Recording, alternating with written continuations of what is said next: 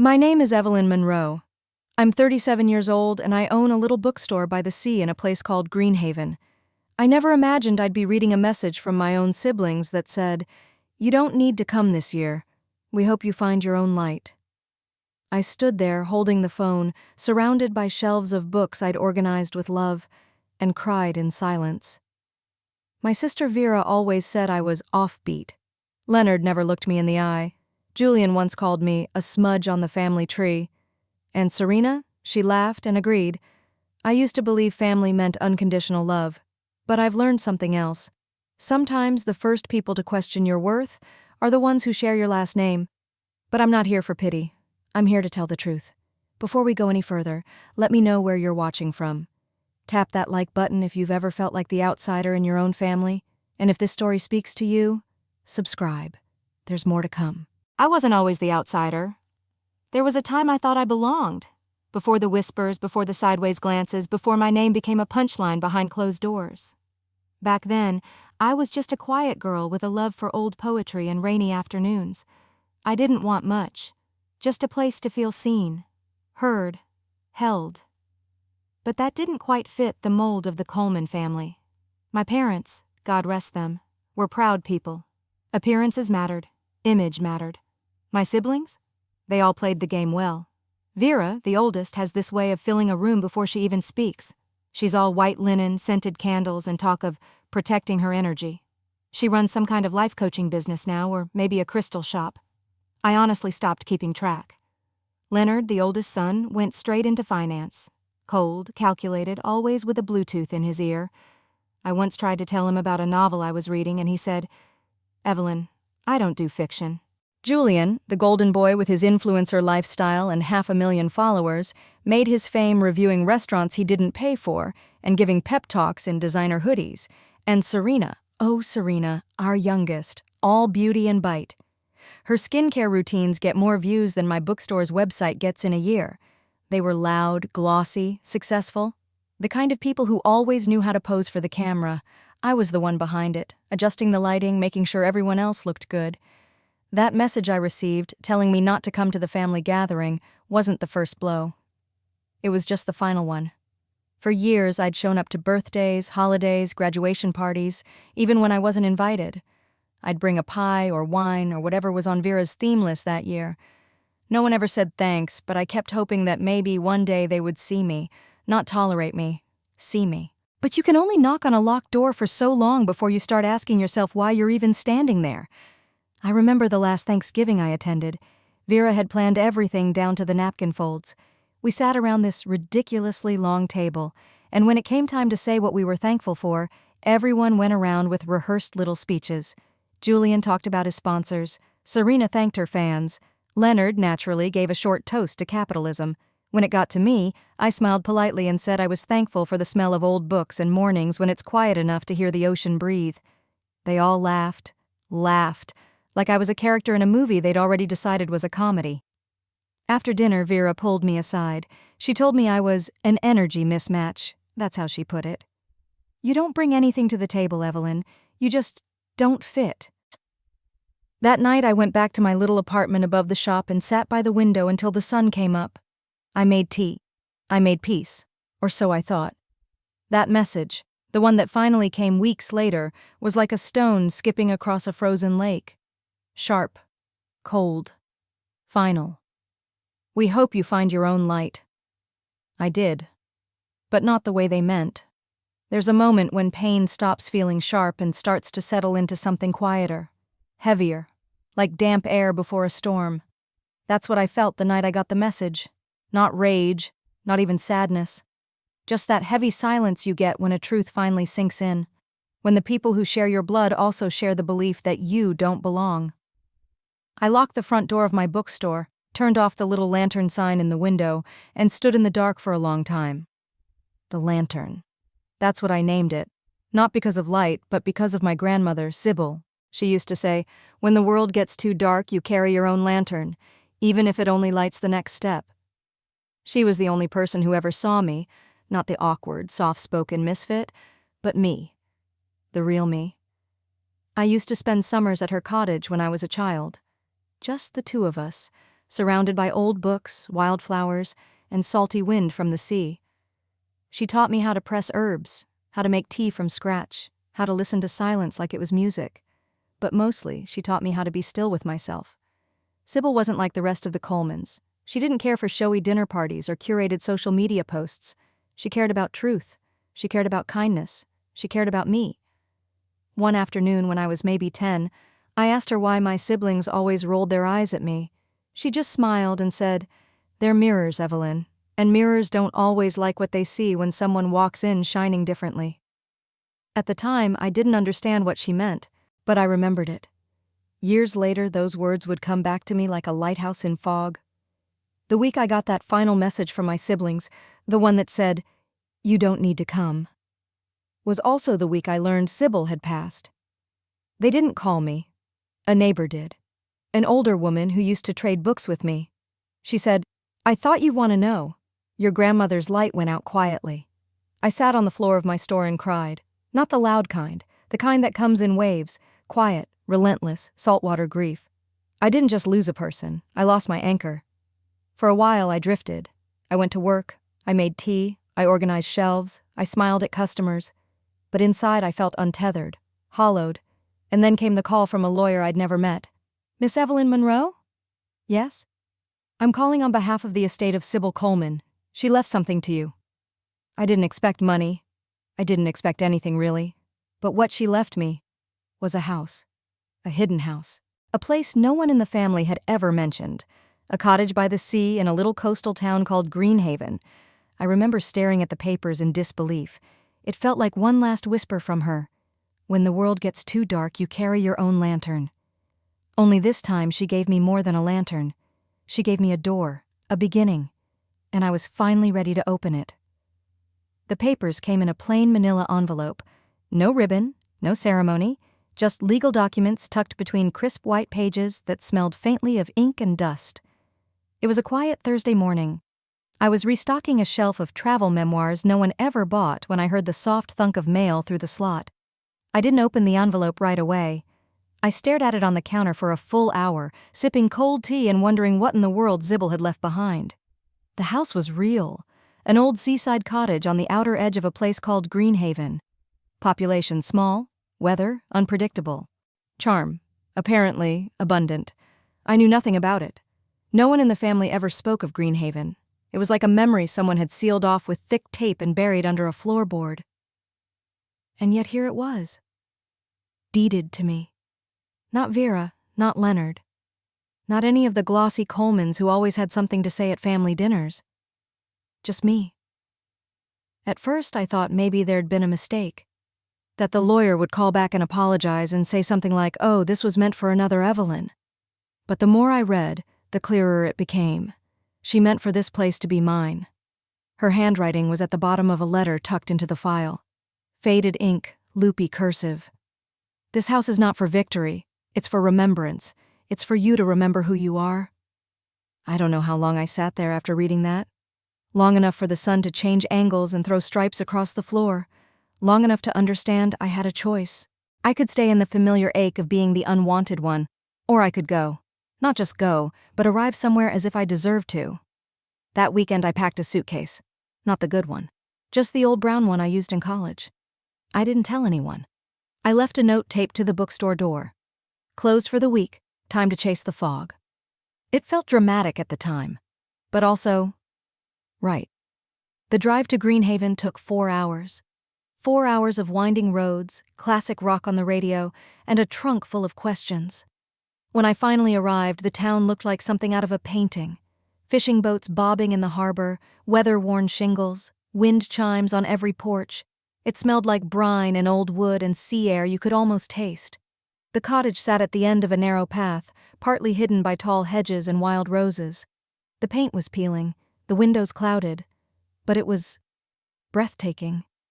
I stood there, keys in hand, feeling the weight of everything I didn't know, about the house, about her, about myself. Inside, the air was stale but gentle. Dust floated like glitter in the shafts of light from the windows. The furniture was covered with sheets, like ghosts waiting for permission to exhale.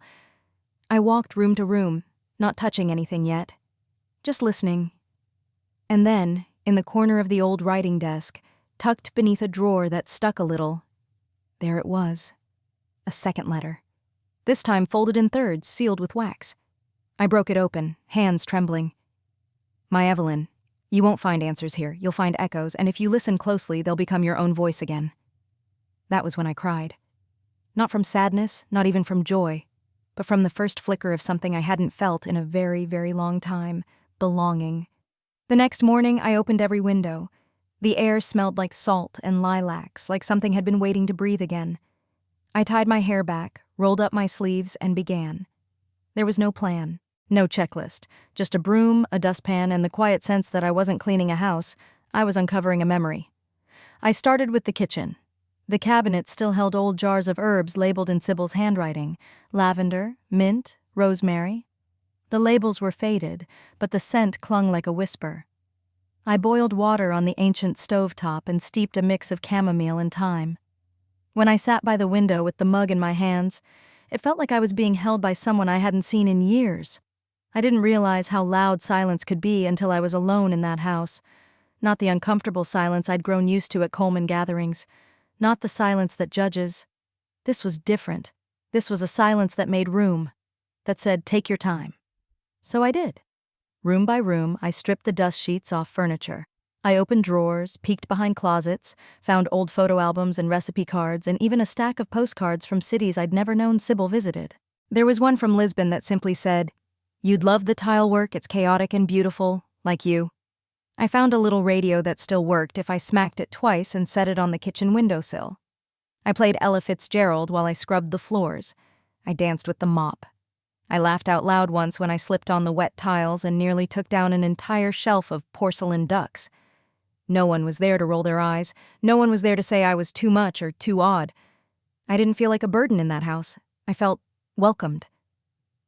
Every day, I wrote in a notebook I found in the upstairs study. Just a few lines at first. Fragments, observations. But they grew. Tuesday. The roses bloom even when no one's watching. Thursday. The wind knows all the secrets in the floorboards. Sunday. Maybe I'm not broken. Maybe I'm just quiet. I began sleeping through the night again. That hadn't happened in years. In Boston, I'd wake up at 3 a.m. Mind racing, heart pounding, replaying every word I should have said to Vera or Leonard or Mom before she passed. But here, the only thing I heard at 3 a.m. was the ocean humming against the shore. One evening, I lit candles in every room and sat on the front porch with a book. I watched the sky change color like watercolors bleeding across the horizon. It wasn't dramatic. No life-altering revelation. Just a gentle, persistent truth rising inside me. I was still here. I hadn't disappeared. I hadn't failed. I'd just been buried beneath years of being underestimated. This house wasn't just a gift. It was a permission slip. To stop performing. To stop apologizing. To stop begging for a seat at a table where I was only ever offered the scraps. Sybil knew. Somehow, even in death, she'd given me exactly what I needed. A quiet place to remember I was never the problem. I was just planted in the wrong soil. The phone rang on a Friday afternoon just as I was rearranging the spice shelf in the kitchen. I almost didn't answer. I'd grown used to the peace, to the stillness of unanswered calls and unopened emails. But something in me reached for the receiver. "Evelyn?" A voice I hadn't heard in years. Familiar, warm, sharp as ever. "Louise?" She laughed. "Still remember me?" I'd recognize that laugh anywhere. Louise was one of those friends who never fit into the neat little boxes my family tried to build around me. She and I met in college, two literature majors who bonded over bad coffee, worse poetry, and the fact that neither of us could walk in heels. We lost touch after she moved to Oregon, but she always had a sixth sense when I needed her. "I heard about Sybil," she said, her voice softening. "Carmen and I are driving up the coast next week. We'd love to stop by if you're okay with that." Carmen, the third in our trio, fierce, funny, unapologetically loud. Where Louise brought calm, Carmen brought fire. I hesitated. Not because I didn't want to see them. I did. But I wasn't sure if the version of me they remembered still existed. "She left me a house," I finally said. "In a town called Greenhaven. I think she meant for me to find something here." There was a pause. Then Louise said, "Then let's come find it with you." They arrived 2 days later with too many bags, a trunk full of wine, and a playlist that hadn't changed since 2010. When they stepped inside the cottage, they didn't gasp or gawk. They didn't offer fake sympathy or try to redecorate. They just walked in like they'd always belonged there too. That night, we sat on the porch wrapped in blankets, watching the stars blink into view. Carmen poured the wine, Louise lit a candle, and I told them everything. About the message from my siblings. About the way my mother looked at me that last Christmas like I was a stranger who'd wandered in from the cold. About the silence that stretched between me and the rest of the family like an unspoken contract we all signed in invisible ink. They didn't interrupt. They didn't offer advice. They just listened. When I finished, Carmen leaned forward and said, "So what now? What do you want?" I stared out at the dark horizon for a long time before answering. "I want them to see me," I said. "Not the version they invented. Me, the one who stayed up with Sybil when she was dying, the one who built a life in quiet corners, the one who stopped begging to be invited." Louise reached for my hand. "Then show them." I blinked. "You think I should invite them here?" "I think," she said gently, "you should stop hiding, not from them, from yourself." That night, long after they'd gone to bed, I sat at the old writing desk and pulled out a fresh sheet of paper. I didn't know exactly what I was going to say, but I knew who I was saying it to. And for the first time, I wasn't writing as someone desperate for approval. I was writing as someone who had finally found her voice. I rewrote the invitation 6 times before I sent it. The first draft was defensive. The second was bitter. The third sounded too much like an apology. I wasn't ready to say sorry, not for existing, not for disappointing expectations I never agreed to carry. But by the 7th version, I'd found my footing. The words were simple, clear. "You are invited to Greenhaven. I'll be here the 2nd weekend of the month. If you come, I'll welcome you. If you don't, I'll understand." No accusations, no guilt, just an open door. I mailed each envelope by hand, no email, no group chat. I didn't want this to be casual. I wanted it to be real. I chose the good stationery Sybil used to keep in the writing desk, the one with the faded blue trim. It felt right, like I was continuing something she had started long ago. Louise and Carmen watched me drop the stack of envelopes into the mailbox at the end of the lane. Carmen raised an eyebrow. "You sure about this?" "No," I said honestly, "but I'm sure about me." That night, I didn't wait by the phone. I didn't pace the floor or check for replies every hour. I made dinner, grilled vegetables, a lemon tart I nearly burned, and we ate by candlelight, laughing about college stories and terrible exes, and the one time Carmen tried to crash a wedding in Spain wearing a fake accent. For the first time in years, I felt full. Not just from the food, from something deeper. A quiet strength blooming in my chest like ivy reclaiming a wall. A week passed before the first response came. A single-line email from Leonard. "I'll be there. What should I bring?" It startled me more than if he'd declined. Then came a text from Serena. "Is this like a family reunion thing? Should I dress coastal chic?" Julian responded with a voice memo that started with, "Hey, Evelyn, I got the invite. Wasn't expecting it, but yeah, I'll come. I miss the ocean." Vera didn't reply, at least not directly. 2 days later, a box arrived at the cottage. Inside was a candle, handmade, labeled Clarity. No note, but the return address was hers. I didn't know what any of it meant. Not yet. But I felt the tide shifting. The week leading up to their arrival, I cleaned the house again. Not because it needed to impress anyone, but because I wanted it to feel ready, alive. I filled vases with wildflowers, rearranged the books, set out Sybil's old teacups on the hutch, even though I doubted anyone would use them. Louise and Carmen left the day before they were due to arrive. They hugged me at the front steps. "No matter what happens," Louise said, "you already won." Carmen added, "And if they act like fools, call us. We'll come back with wine and backup." When they drove off, I stood alone for a moment, staring at the path where the trees parted just enough to reveal the sea. For years, I'd wanted them to chase me, to apologize, to finally notice the parts of me they'd ignored. But now, I wasn't asking for any of that. I wasn't bringing them here to settle old scores. I was bringing them here to witness something they'd never truly seen. Me. They arrived just after noon. One by one, the cars curved up the gravel drive like guests in a movie scene, sleek, spotless, expensive. Vera's SUV came first, glossy and silver like her personality. Leonard's black sedan followed, windows tinted so dark it could have been a getaway car. Serena pulled up in a rented convertible, her scarf fluttering for no one but the wind. Julian was last, parking his hybrid half on the grass like he'd never actually driven off a paved road before. I watched from the kitchen window as they stepped out in designer sunglasses and shoes that didn't belong anywhere near sand. Vera surveyed the house like it was a pop-up gallery. Julian filmed the hedges on his phone. Serena took a selfie against the porch. Leonard didn't smile. No one knocked. Instead, I heard the low creak of the screen door open itself as if even the house was too polite to deny them. I wiped my hands on a towel, took one deep breath, and stepped into the hallway. Their voices floated through the house, echoes of a family that had always talked over each other. Laughter, questions, the clink of jewelry. Like a party I hadn't been invited to, even though it was my home. Then I turned the corner, and everything went still. They looked at me like I'd materialized out of thin air. "Evelyn?" Vera's mouth barely moved. I nodded. "Welcome to Greenhaven." She blinked. "You live here?" "This was Sybil's home," I said. "She left it to me." Julian looked up from his phone. "Wait, this place is yours?" "Yes." Leonard narrowed his eyes, calculating something behind his perfectly composed face. Serena glanced around. "Wow, she really gave this to you? Like, legally?" I smiled, but it didn't reach my eyes. "Like it or not, you're standing in my living room."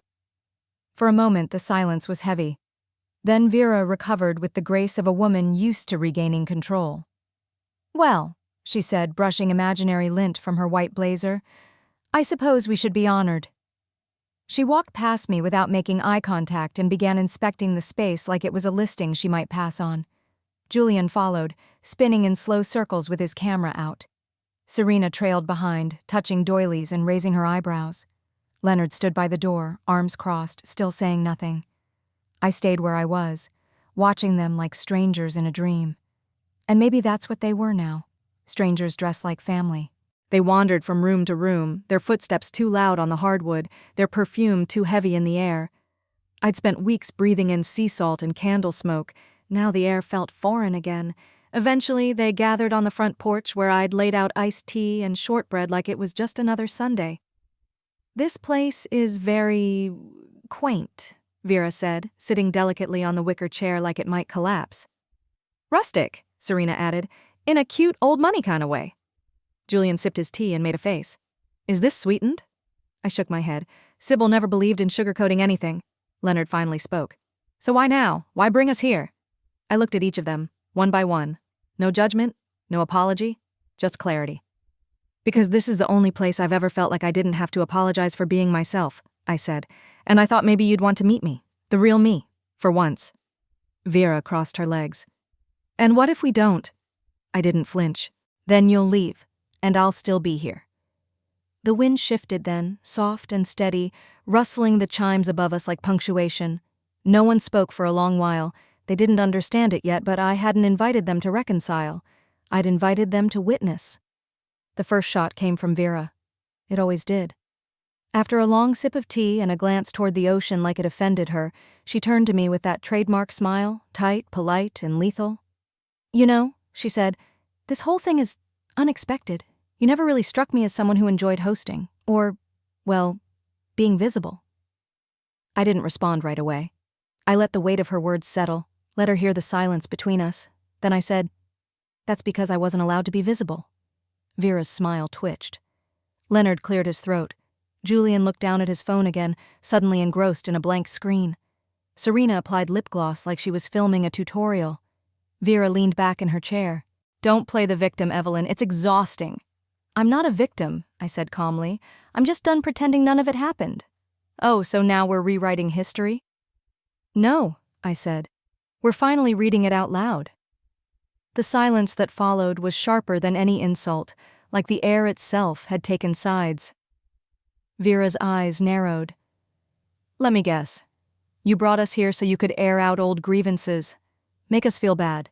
What, are we supposed to sit in a circle and talk about our feelings now? Should we light some sage and cry into Sybil's tea towels?" I smiled, not from amusement, from recognition. This was the dance, the defense mechanism wrapped in sarcasm, the need to stay above vulnerability, even if it meant suffocating everyone around her. "I brought you here," I said, "because I've spent most of my life being erased by the people who were supposed to see me. I wanted to be honest, just once. That's all." Julian looked up. His voice was quiet. "I don't remember anyone trying to erase you." "You wouldn't," I said, still gently. "You were always center stage. I was the one making sure the lights stayed on." He didn't argue. That surprised me. Serena finally spoke. "So this is like your way of getting closure?" "No," I said. "It's my way of letting go. There's a difference." Vera scoffed. "You act like you were some kind of martyr. You chose that bookstore life. You chose to be weird and distant and difficult. We didn't make you do that." I looked her straight in the eye. "You're right. I chose it. I chose it because every time I tried to show you who I was, you laughed, or rolled your eyes, or changed the subject. You told me I didn't belong over and over in 100 quiet ways." She opened her mouth to fire back, but I held up a hand. "I'm not here to accuse you. I'm not asking for apologies. I don't want some dramatic reconciliation moment. I invited you here to speak my truth, because I deserve to say it. Out loud. In a place that's finally mine." Leonard shifted in his seat, arms still crossed but no longer clenched. Vera's voice dropped. "You always thought you were better than us." I shook my head. "No. I just finally stopped believing I was worse." That landed harder than I expected. Even Serena looked up, lips slightly parted, the gloss forgotten. No one said anything for a while. The breeze moved through the porch again, soft and persistent, like it was urging us all to exhale. Vera stood. "Well," she said briskly, "I think I'll go unpack." She disappeared inside, heels clicking like punctuation. The others followed, slowly, uncertain. Julian lingered a second longer, then offered a faint nod before stepping away. I stayed on the porch alone, the tea now cold in my cup. I hadn't yelled. I hadn't begged. I hadn't asked them to love me. I'd simply told the truth. And for the first time in years, I felt steady, like I'd finally stepped into my own story, and this time, I wasn't handing the pen to anyone else. Later that evening, the house grew quiet. Not the peaceful kind of quiet I'd grown used to in Greenhaven, but the uneasy hush that settles in after a storm passes and no one's quite sure if it's really over. Everyone had retreated to their rooms. The doors weren't slammed, just gently closed, like they were trying not to wake something. I stayed in the kitchen, slicing lemons for hot water and listening to the kettle hum. The windows were open, letting in the ocean air and the distant creak of wood settling. Julian was the first to appear. He wandered in wearing a hoodie that probably cost more than my monthly rent used to. He leaned against the counter, avoiding eye contact, fingers tapping out a rhythm only he could hear. "Your place smells like cedar and books," he said. "It's kinda nice." I nodded. Sybil liked natural things. He looked around, then finally met my eyes. "I wasn't trying to be a jerk earlier, I didn't know." "Didn't know what?" "That it hurt you, the way we acted, the way we—" He hesitated. "The way we didn't act." I stirred honey into my cup. "You didn't have to know. You just had to notice." He winced a little, but didn't argue. "I thought you liked being the mysterious one," he said after a moment. "The quiet one in the corner with the notebooks." "I liked surviving." He didn't say anything after that. Just nodded once, pushed off the counter, and went back down the hall. A few minutes later, I heard soft footsteps again. This time it was Serena. She entered in a cloud of lavender perfume, barefoot, holding a glass of wine and wearing a silk robe that shimmered in the candlelight like water. She perched on the edge of a chair and sighed dramatically. "Well," she said, "this is officially the weirdest family weekend we've ever had." I smirked. "You've only been here a few hours." She sipped her wine. "I don't hate it." "That's high praise coming from you." She smiled, but it didn't reach her eyes.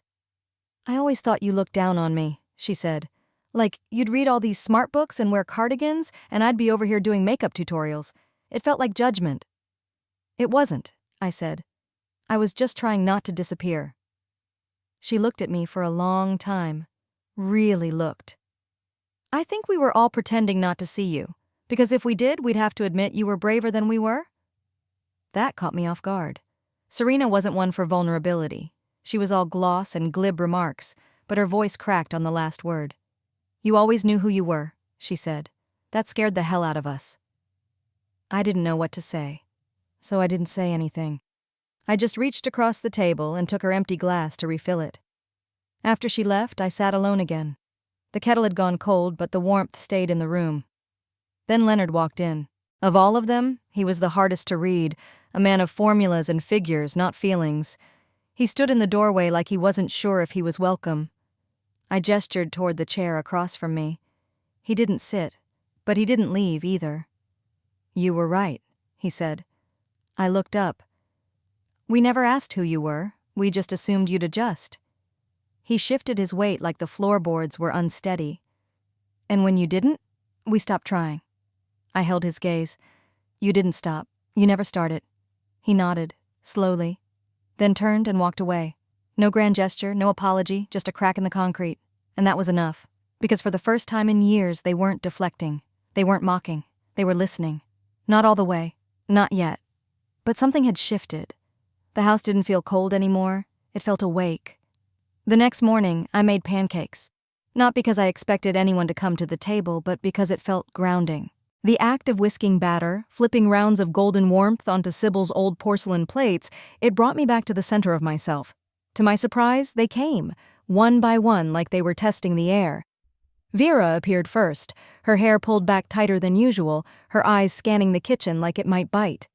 Serena followed, still barefoot, already scrolling. Julian wore yesterday's shirt, but at least he looked awake. Leonard brought in the newspaper from the porch without a word and placed it on the table. I poured coffee, passed butter, kept my voice steady. About halfway through breakfast, Vera said, "So, this bookstore, is it like an actual store?" I looked at her, unsure if she was joking. "It's been open for 8 years.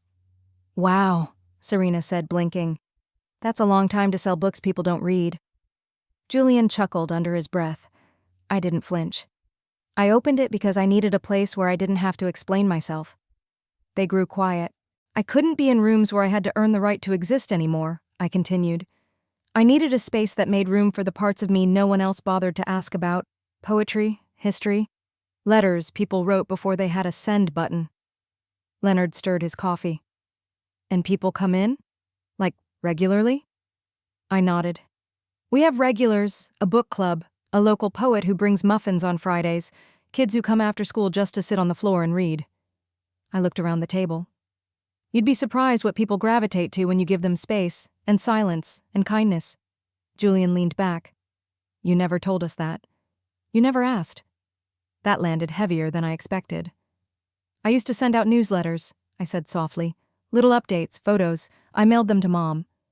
Vera's fork paused mid-air. "I didn't know that." "She never said anything?" Vera shook her head. "She said you were busy. And distant." "I was working 2 jobs and taking care of Sybil." "You were with her?" Serena asked. "Until the end," I said. "She didn't want nurses or strangers, just me." Julian's face softened. "I didn't know that either." I looked down at my plate. "After she passed, I sat in that apartment for days, waiting for someone to call.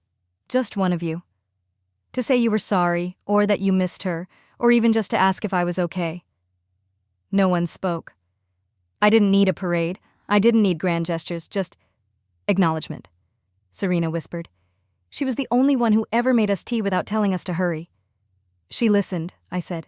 "Not to reply, just to understand. That's what I'm trying to do here." Vera set her napkin down. "I thought you were punishing us," she said.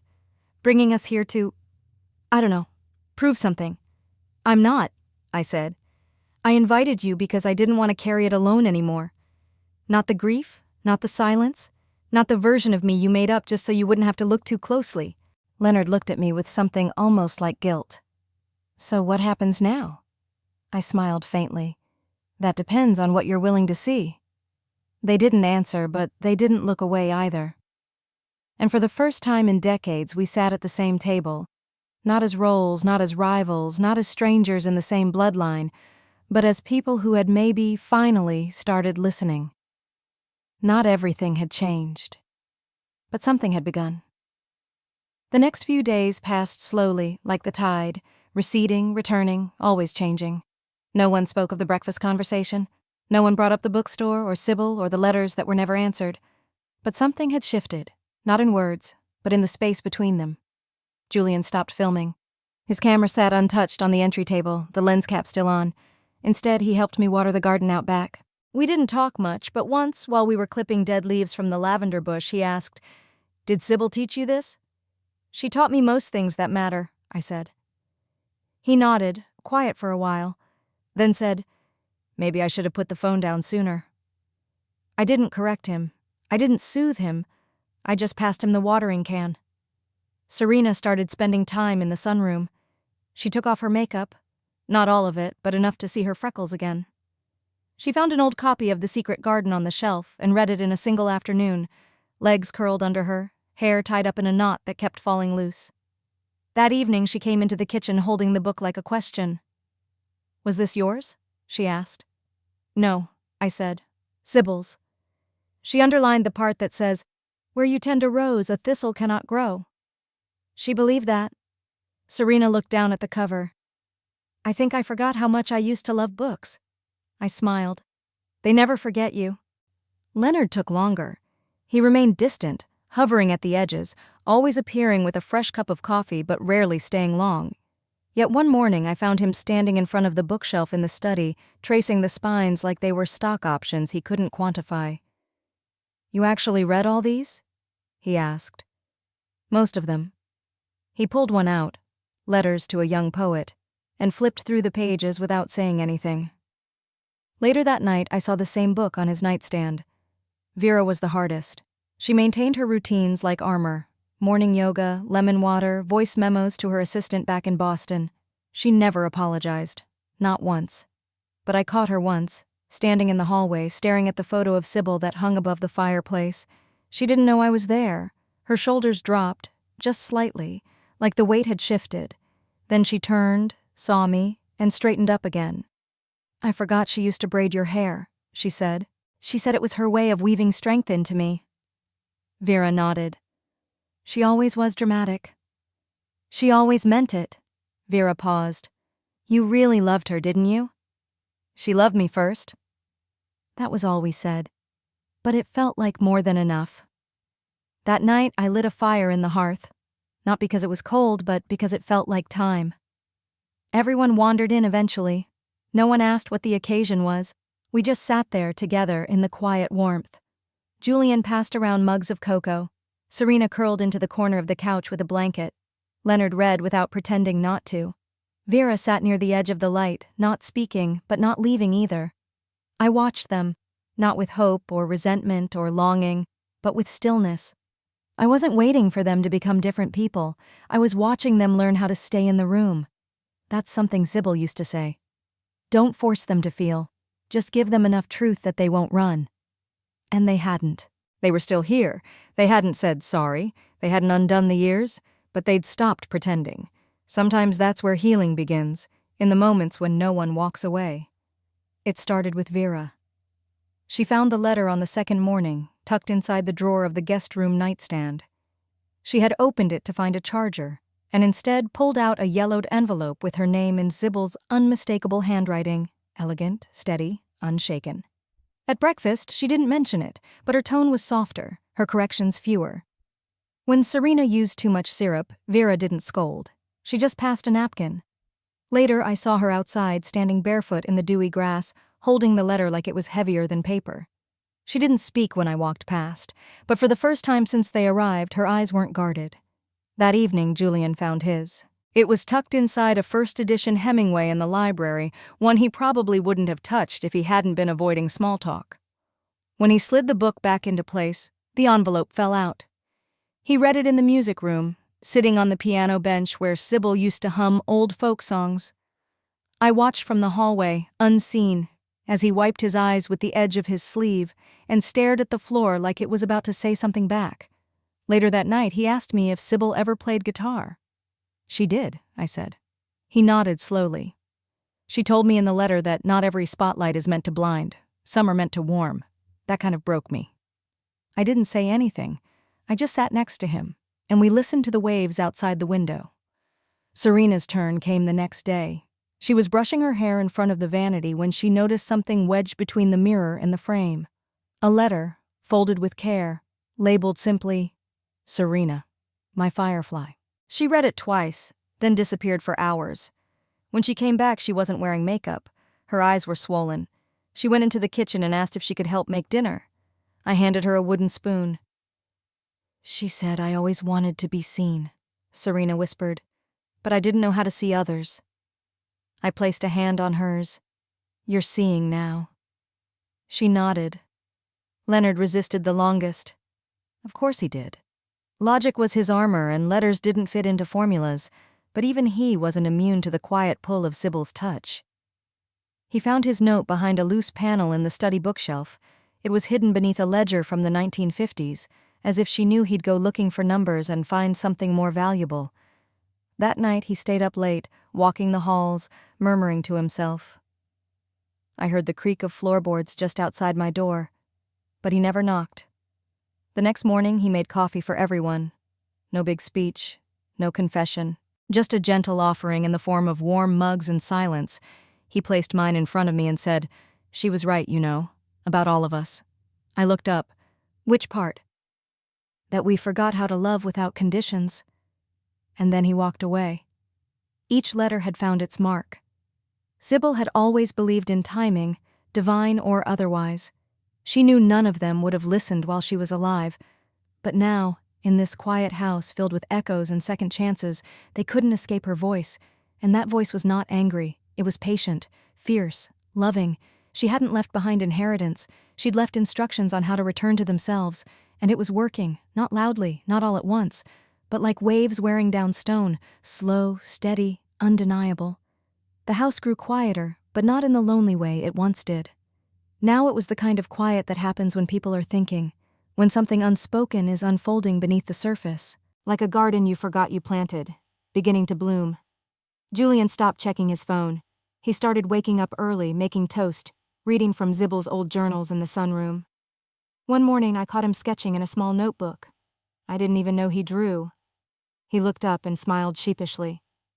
"She told me to make something with my hands." "Did she mean that literally?" "Doesn't matter," he said. "She believed in it, and I think I needed to." Serena started spending time with me in the kitchen. She still didn't know how to dice an onion without crying, but she asked questions. She tasted everything. Once she even asked if we could make something Sybil used to bake. "She had a lemon cake," I said. "Used olive oil instead of butter." Serena's eyes lit up. "Let's make that." And so we did. While it baked, she leaned against the counter and said, "I thought I had to be perfect for people to care." She made me feel like I already mattered just by sitting next to me. "She had that way," I said softly. Then she added, "You do too. You just don't use it on yourself." That stayed with me. Leonard began joining us in the evenings, usually with a book in hand, sometimes with just a quiet presence. He didn't say much, but he listened, and when someone spoke, he actually heard them. One night we sat around the fireplace and I asked, without expecting much, "What do you remember about Sybil?" Vera answered first. "She used to hum when she folded laundry," she said. "I'd sit on the floor and hand her the socks, and she'd make up songs with my name in them." Everyone looked at her, surprised. Vera almost never shared memories. Julian chuckled. "She made up songs for all of us." "She called me Moon Boy," he said. "Said I was always chasing something bright but far away." Serena nodded. "She called me Stormlight, because I came in loud but always left something warm behind." Leonard didn't speak for a long time. Then he said, "She didn't give me a nickname, just called me Son. Not grandson, just Son. Like she saw something in me I hadn't earned yet." A hush settled over the room, not heavy, not sad, just full. I realized then that for all the years I thought I was the only one carrying grief, maybe they had been carrying it too, just differently, less visibly, more messily, but real. I didn't need their apologies. What I needed, what I was getting, was their honesty. Later that night, Vera stayed behind while the others went to bed. She stood by the window watching the tide roll in. "She told me in the letter," she said, "that control isn't love, that loving someone means letting them change you." I waited. "I never let anyone change me," she said. Until now. I looked at her, not as the sister who once cast me aside, but as the woman who was finally standing still long enough to feel something. I'm still learning, I said. So am I. We didn't hug. That would have been too easy, too performative. But we stayed in the same room longer than we ever had, and somehow that felt more honest than any apology ever could. I never thought silence could feel so full, the kind of silence that hums between people when there's finally nothing left to defend, when no one's trying to win or prove or fix, just be. That's what the house felt like now. On the third night, we stayed up late around the old dining table, long after dinner had been cleared. The windows were open, letting in salt air and cricket song. A candle flickered low in the center, and no one seemed in a hurry to leave. It was Julian who broke the stillness. "What made you stay here after she died?" he asked. "Greenhaven, I mean." I looked at him, surprised. He actually wanted to know. "I needed quiet," I said. "The kind that isn't empty." Serena tucked her legs under her and leaned in. "But weren't you lonely?" "Sometimes," I admitted. "But I'd rather be lonely in truth than surrounded by people and feel invisible." Vera nodded slowly, tracing the rim of her glass. "I've felt that too, and I was always in a crowd." Leonard looked up from the book he wasn't really reading. "I thought success would fill that space." "It doesn't," I said gently. He didn't argue. Julian tilted his head. "So, what filled it for you?" I paused, then smiled. "Stories. People's stories. I listened to old women talk about their husbands who passed, teenagers searching for books that made them feel seen, letters tucked into used novels, and sometimes I'd write my own." Serena's eyes lit up. "You write?" "Mostly for myself," I said. "Journals, bits of dialogue, letters I never sent." Julian leaned forward. "Would you ever share one?" I hesitated, then stood and walked into the study. I came back with a small leather-bound notebook. Its edges were worn, the pages slightly curled. I opened it and read. "This is something I wrote the night Sybil passed." Everyone grew quiet. I read softly. The wind was soft that night, like she'd asked the world to exhale with her. I held her hand, smaller than I remembered, and she whispered, "Don't let them tell you who you are, Evelyn. You've always known." When the breath left her, it didn't feel like an ending. It felt like a door swinging open. And for the first time, I wasn't afraid to walk through. When I looked up, Vera had tears in her eyes. Serena sniffled and reached for a tissue. Leonard stared at the table, his jaw tight. Julian said, "That's beautiful." I nodded. She left me this house, but what she really gave me was the freedom to stay whole. Vera whispered, "You should have never had to choose between being loved and being yourself." "I don't blame you," I said. "Not anymore. We were all surviving in different ways." We sat in silence again. But this time, it felt like we were holding something together. Like a net woven not from forgiveness, but from understanding. Later, Serena said, "You should publish those." "Maybe," I smiled. "One day." "You've got a voice," Julian added, "and now I actually want to listen." That, more than anything, was the beginning of something new. Not a miracle, just a soft turn of the tide, and I was finally learning to let it carry me. Something about the final evening felt different. It wasn't a grand event or a planned dinner or a heart-to-heart scheduled like a family meeting. It was just the quiet knowing that everyone had stopped waiting for someone else to break the silence first. We were simply together. The kitchen was warm with the smell of Serena's lemon cake, which turned out surprisingly well. Julian was setting the table, humming an old tune that sounded suspiciously like something Sybil used to sing. Vera was at the sink, rinsing strawberries without correcting anyone's posture or pace. Even Leonard, in his quiet way, had found his place, lighting candles and folding napkins with a precision that somehow felt tender. I stood in the doorway and watched for a moment, letting it sink in. No one asked where I'd been when I disappeared upstairs. No one tried to fix me. They just left space. After dinner, we moved into the living room. The fire was already crackling. The house, old as it was, had its own way of creaking in approval when everyone found their spot. Vera sat on the arm of the couch, sipping tea instead of her usual green juice. Julian laid on the rug, head resting on a floor cushion. Serena curled up under a quilt Sybil had sewn long ago. Leonard leaned against the bookshelf, eyes on the flames. No one looked at their phones. No one asked what time it was. And I felt something shift inside me, gently, like a door that had been stuck for years finally easing open. I spoke without planning to. "You know," I said, "for a long time I thought I had to be smaller to survive this family." All eyes turned to me, but no one interrupted. I thought if I stayed quiet enough, useful enough, invisible enough, maybe I wouldn't be rejected. Maybe I'd be tolerated. Maybe that would be enough. I looked down at my hands. But it never was, because being tolerated isn't love. It's not even respect. The room stayed still, not frozen with guilt, but brimming with attention. "I built my life here not to hide," I continued, "but to grow where I could finally breathe. And even though it hurt to let go of all of you, it also gave me the space to become someone I actually liked." Serena spoke first. "You don't have to be small anymore." Then Julian, "And you were never invisible. We just refused to look." Leonard nodded. "Because looking meant seeing ourselves, too." Vera took a deep breath.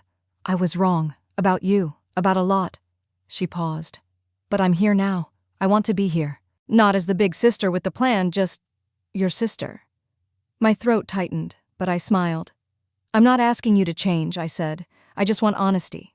Presence. The version of you that chooses to stay, even when it's uncomfortable." Julian raised his cocoa. "To presence, then." We clinked mugs and glasses and candlelight. It wasn't a finish line. It wasn't perfect. But it was real. And for the first time in years, I wasn't bracing for a goodbye. I was resting in the moment. Not because they had transformed into different people, but because they had stopped pretending I had to. And that was enough. 1 year later, I wrote the invitations by hand. No calligraphy, no gold trim, just ink, paper, and the words that mattered. "Come home, if you want to." No pressure, no explanations, just a door left open. I mailed them a week before the anniversary of Sybil's passing. It wasn't meant to be a memorial.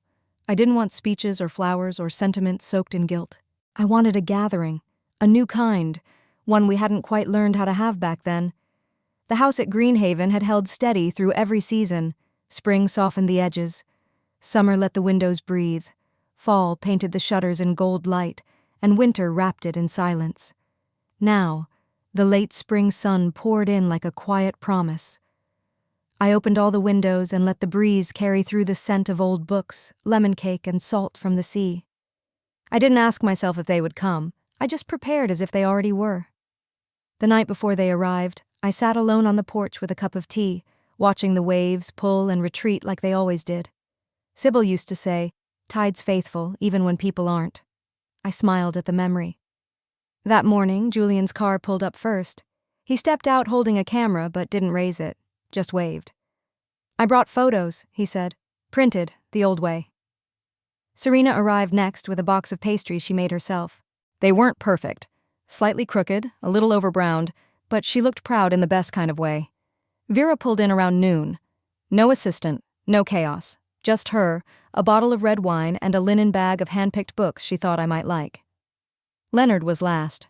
He parked down the road and walked up the gravel path carrying a loaf of fresh sourdough and a small plant. Lavender. He didn't say much, just, "Thought it might like the front step?" I took it from him with both hands. "It will." They were here, not because they had to be, because they chose to be. We didn't plan a schedule. No one asked what the agenda was. There were no group photos, no forced games, no awkward toasts, and somehow it was perfect. We drifted in and out of rooms like leaves on a slow current. Some moments we shared, others we held alone. But nothing felt broken. Nothing felt forced. Julian laid out the printed photos he brought, scenes from Greenhaven, from old family albums, even one of Sybil sitting by the fireplace with her knitting, looking like she knew something no one else did. "She always knew," Serena said quietly, picking up the photo and tracing the corner with her thumb. Later, Vera took over the kitchen. Not because she wanted control, but because she genuinely enjoyed it. She chopped herbs with quiet focus, occasionally asking me where Sybil kept her pepper mill. I showed her. She didn't correct the spice level once. Leonard fixed a loose shutter on the back porch. He didn't ask for help or make a speech about it. He just went out with a toolkit and came back with dust on his sleeves and a satisfied nod. Even Serena, in her oversized sweater and bare feet, walked around the garden humming softly. She asked about each plant like she was learning their names for the first time. "Lavender's doing well," she said, pointing to the one Leonard brought. "It likes morning light," I said. "I'm starting to think I do too." Around twilight, we all gathered on the porch. No one said we should. We just did. Julian passed around glasses of wine. Vera lit a citronella candle. Leonard brought out a soft jazz record and set it playing on Sybil's old turntable. The needle crackled slightly as it found the groove. We didn't talk about the past much, not the bad parts anyway. We talked about books, about food, about the funny things Sybil used to say when she was half asleep, about the dog we never had but always joked about getting. Serena even teased Julian about his teenage poetry phase. He didn't deny it. We laughed, not loudly, but honestly. It wasn't the kind of laughter that tries to cover wounds. It was the kind that rises up from places already healing. The sun dipped low, casting long shadows across the floorboards. I looked around and saw something I hadn't seen in years. A family, not the one I had begged for, the one that was becoming real, right here, in this moment. And it was enough. That night, long after the laughter had faded into quiet conversation and the last dishes had been washed, I stepped out onto the porch alone. The breeze was soft, cool with the scent of the ocean. The moon hung low over the water, casting a silver path across the waves like something out of one of Sybil's favorite poems. I stood there, mug in hand, wrapped in a shawl she had knit years ago. The stitches were a little uneven near the edges, the way they always were when she got lost in thought. I smiled at that, at her, at everything she'd left behind, not in possessions, but in presence. Behind me, I could hear the low murmur of my siblings talking in the living room, not arguing, not performing, just existing together, gently. And for the first time, I didn't feel like I had to listen in to make sure I was still a part of it. I was. I had been all along. I just didn't know it until I stopped trying to prove it. Sybil once told me, "You can't force roots, but you can water the soil and stay." I stayed. And now, so had they. I thought of the woman I used to be, the one who cried quietly in the bookstore, who flinched at every careless comment, who wondered if being family meant having to accept a version of yourself you barely recognized. She was still part of me, but she wasn't steering anymore. Now I chose when to speak. I chose who I let in. I chose what kind of peace I would protect. I didn't need them to become perfect, or to become what I once imagined a family should be. They were still flawed, still strange in ways only blood can be, but they were showing up, listening, growing, not all at once, but enough. And me? I was no longer the forgotten one. I was Evelyn Hayes, bookstore owner, writer, granddaughter of Sybil, keeper of the house by the sea, not because it was willed to me, but because I had claimed it. My story wasn't about revenge, it was about return, not to what was, but to who I had always been. I took one last sip from the mug and closed my eyes. The waves kept moving. The light from the house spilled out onto the porch, warm and golden, and somewhere deep inside I heard her voice again, soft as wind in the lavender. "You're home now, darling girl." And I was. It's strange how a place can feel different even when nothing has changed. The paint on the porch still chipped the same way it did last summer. The wind still rattled the shutters in the early morning hours. The ocean waves still crashed and whispered in the same steady rhythm Sybil once called the house's heartbeat. But the energy inside the house had shifted. So had I. A year ago, I would have never imagined I'd be the one sending invitations, let alone seeing them accepted. Now, here they were, laughing in the kitchen, falling asleep with books half open on their chests, passing dishes and old stories like they had always belonged. The most beautiful part? Nothing had to be said aloud anymore. There were no dramatic apologies, no declarations of newfound understanding. We weren't rewriting the past, we were just choosing to write the present differently. And the difference was in the little things. Julian asked me if he could help recatalog the books in the store. Vera left behind a stack of note cards with handwritten titles she thought I might love. Serena brought in fresh wildflowers and arranged them around the house, never asking if it was okay, just knowing it was. Leonard sat with me on the back deck one morning, sipping coffee as the sky turned pink. He didn't say much, but when I offered him another cup, he looked over and said, "This place suits you." That was enough.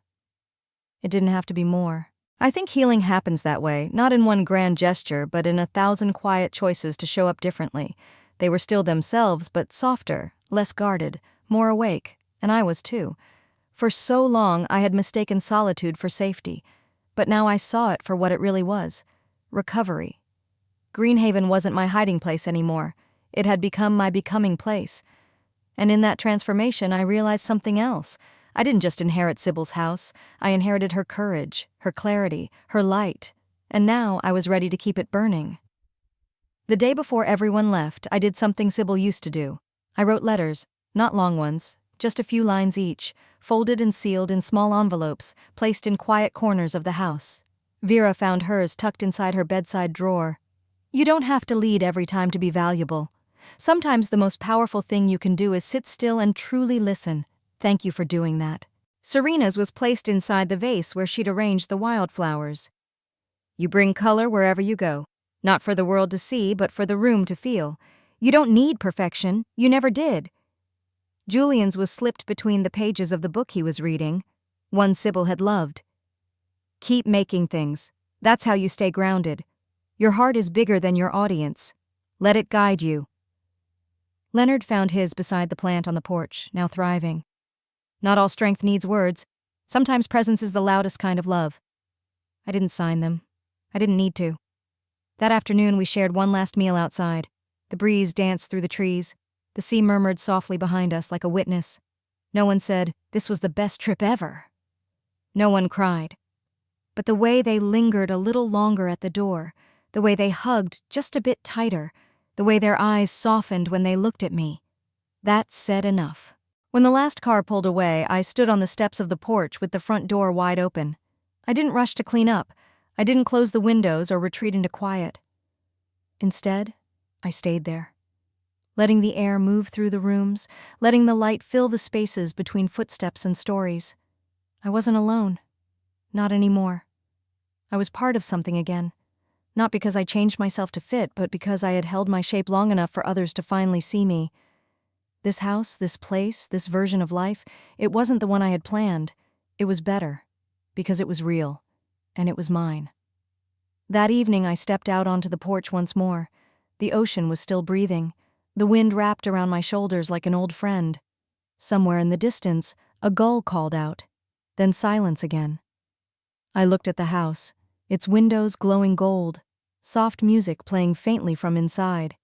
It didn't just feel like home. It felt like mine. Not because someone gave it to me, but because I stayed when it was hard, because I chose not to become bitter, because I let the silence speak, and finally others listened. And in that I discovered something simple but profound. You don't need everyone to understand you. You don't even need their approval. You just need the courage to stand where you are, speak from your heart, and stop shrinking to make others comfortable. That's what Sybil taught me. That's what Greenhaven gave me. That's what family, when it's ready, can become. Not perfect, but present. If you've ever felt like the outsider in your own story, if you've been told to stay quiet, play small, or disappear for the sake of peace, let this be your reminder. You are not a burden. You are not invisible, and you are allowed to take up space, exactly as you are. So wherever you are watching from, I want to thank you for spending this time with me. If this story touched something inside you, share it. Let someone else know they're not alone. Leave a comment. Tell me your story.